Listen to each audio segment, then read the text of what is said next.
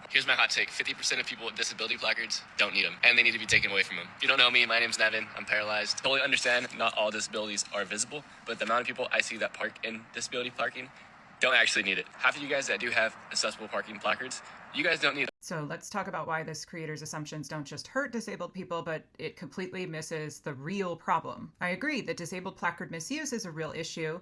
A major California investigation in 2019 found that the DMV had issued 2.9 million disabled placards and estimated that 1 in 10 were being misused. So yes, there is a problem, but the vast majority of that misuse isn't coming from people with legitimate disabilities that are visible or invisible. It's coming from the system. When we look at the data misuse, it typically looks like this, like someone using someone else's placard, like a family member, a roommate, an employee, people using a placard after they've actually recovered from said disability, counterfeit or stolen placards, and one of the largest is placards belonging to people who have died that never got canceled. But none of this has anything to do with disabled people who qualify for and use their placards exactly as the law intends. In a California State Auditor report from 2016, they found that 73% of placard applications in their sample lacked enough medical documentation to prove eligibility. This means that the system is approving applications without proper verification, without follow-up, and without checks for fraud. And we know who pays the price for this: disabled people, especially those with hidden disabilities,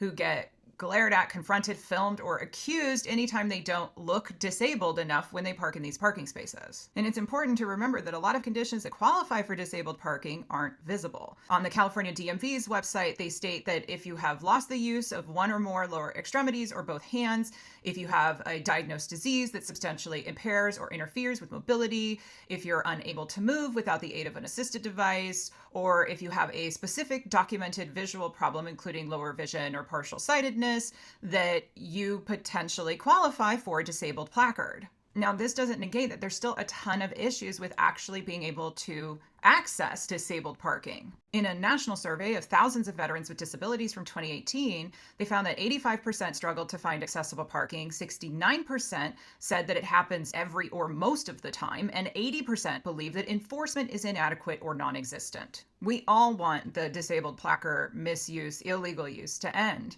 but blaming a subset of individuals with disabilities who you do not think deserve that parking is not the way to do it. I'm a placard holder myself. I have been for over 20 years, and I use it when I need it. Sometimes it's the only way that I can get out of the house. So we need to stop the infighting and actually change the system.